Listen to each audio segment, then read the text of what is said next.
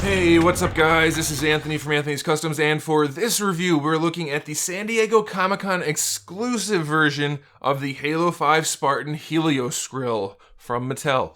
So you can see this guy has a two-part package. We have the outer sleeve and then the inner packaging, which is particularly impressive with that hexagonal pattern and the big window and really nice packaging there. Outer sleeve not meant to be nice, but it's good enough, so that's cool. I don't normally talk about packaging, but since this one's a really nice piece, and I know a lot of you Halo collectors out there like your packaging, that's the one you're going to want to display for sure. But let's talk about the figure. This guy is basically the same as the standard release HELIOSKRILL figure, except that white paint job that's on the armor is now blue, which is done really well, I have to say. We'll get into that in more detail though. And then he also has the blue visor and the AR with the weapon skin, so not quite the same accessories, not quite the same paint job, basically the same figure. So let's get him off the stand and take a closer look.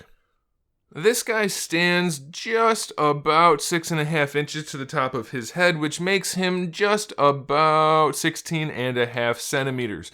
And as you can see, and as I've said before, these guys do have plenty of paint. A lot of people like to keep saying these guys don't have enough paint on them, they look like little kids' toys. And yes, they don't have as much paint as they could. But no, it's not a problem. I think they look really nice. They have enough paint on there to look good, and that's all it really takes. And if you want to add more, you can. You don't have to, and that's the key thing here. You don't have to do it. Let's look at the accessories first real quick. He's got the AR with that really nice weapon skin. I don't remember which one this is by name, but it looks really good, and they did a great job with it. The details are all there. We have a bunch of different colors. Really happy about that. And of course the AR has the weapons peg. And then we have the pistol, which is still just solid black and also can use the weapons peg. We have two different pegs, a long one and a short one, and each weapon can use them. He's got a hole on his back so that you can put the AR up there if you want to. And then he has a hole on either hip if you want to put the pistol down there. So you have some posing options. And like I said, the paint job looks really clean. The blue is at least as good as the white for the normal release, if not better. The visor has a little bit of a metallic look to it, a little bit of a gloss to it. It could definitely look nicer, but I think it's definitely good enough given the price point, so not real worried about that. The overall color of the figure, it's a slightly bluish red. It has a tiny hint of blue in it, definitely not leaning toward the yellowish red, but it looks really nice. Unfortunately, I don't have the other one available to compare it to. I'm sorry, guys. I'm moving across country, if you haven't heard me say that in a few other videos, and most of my stuff is all packed up, and it's leaving long before I do, so I won't have stuff to compare for a long time, so I'm sorry about that.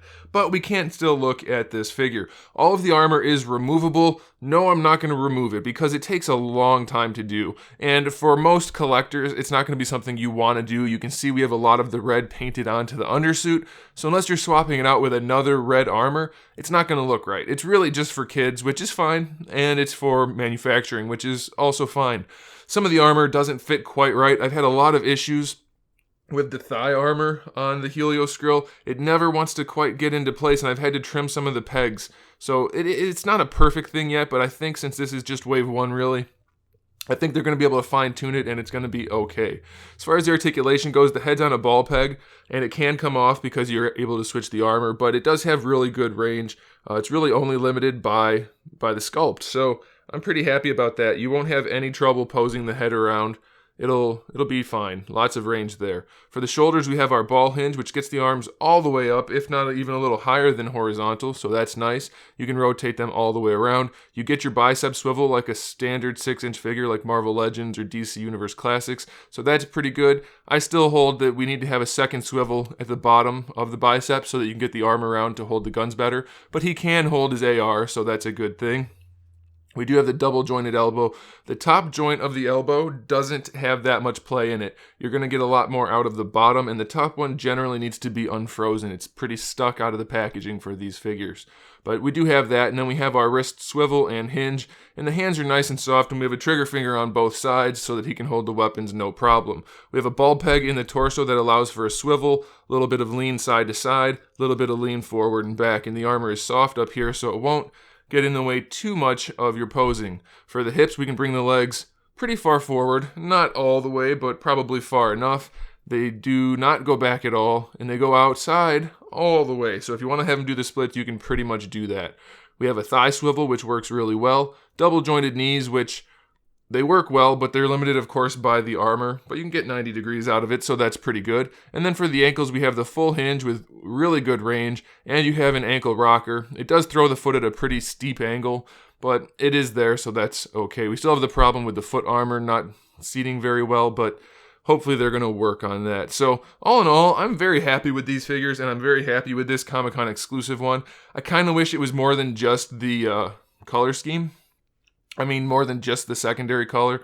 But it still looks really nice, and the blue and red does look really good. So maybe next year they're going to do a blue one with red detailing. I don't know, but that'd be kind of a cool idea. If you're listening, Mattel, let's do that. There it is, guys. Thanks for watching. I recommend it. If you're a Halo collector, you probably want to track one down. You should also join the Halo collector group on Facebook. It's a bunch of nice guys collecting Halo stuff. And the admin, I have to say, aren't too bad either. Of course, I'm a little bit biased. So check it out. Make sure you get this figure. Make sure you subscribe to this channel. We have new figure reviews every single day. We talk about all kinds of stuff, including video games. We play Halo. I do live streams every Saturday night at 8 p.m. Eastern Standard Time, and just lots of fun stuff all around. So make sure you subscribe, and in the meantime, keep collecting.